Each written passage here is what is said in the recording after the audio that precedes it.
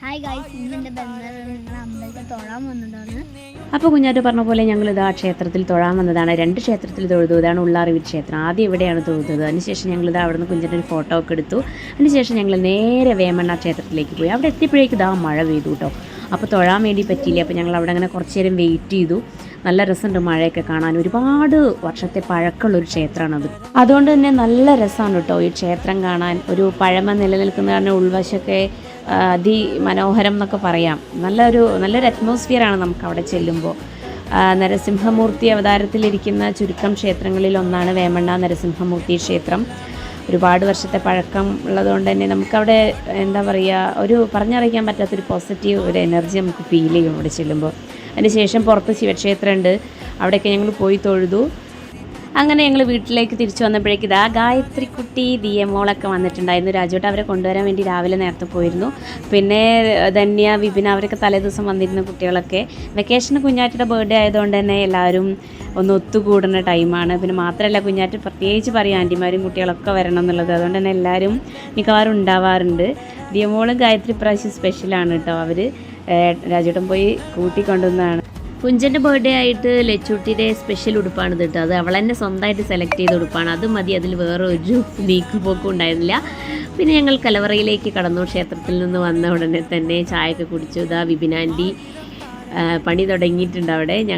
ഞാനും തന്നെയും കൂടി ഇതവിടെ വെജിറ്റബിൾസൊക്കെ കട്ട് ചെയ്യലാണ്, പച്ചക്കറി മുറിക്കൽ. സാധാരണ തലേദിവസമൊക്കെ മുറിച്ച് വയ്ക്കാറുണ്ട്. പിന്നെ പറ്റിയില്ല, വേറെ എന്തൊക്കെയോ ഇതായിരുന്നു. അപ്പോൾ പിന്നെ ഞങ്ങൾ കാലത്ത് മുറിക്കാൻ വിചാരിച്ചപ്പോൾ മുറിക്കുന്നതിൻ്റെ ഇടയ്ക്ക് ഒരു പയർ, സ്പെഷ്യൽ പയർ, അതിൻ്റെ ആകൃതി കാണുമ്പോൾ ഇങ്ങനെ പാമ്പ് വളഞ്ഞു നിൽക്കുന്നവരുണ്ട്.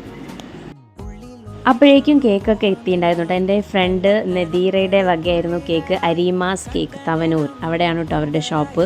നല്ല സൂപ്പർ കേക്കായിരുന്നു. പിന്നെ ഞങ്ങൾ കേക്ക് കട്ടിങ് സെറിമണിയിലേക്കൊക്കെ കടന്നു. പിള്ളേർ സെറ്റ് എല്ലാവരും കൂടി ആയിരുന്നു കേക്ക് കട്ട് ചെയ്തിരുന്നത്. അവർക്ക് ഭയങ്കര ഒരു സന്തോഷമാണല്ലോ കേക്ക് കട്ട് ചെയ്യുക എന്നൊക്കെ പറയുന്നത്.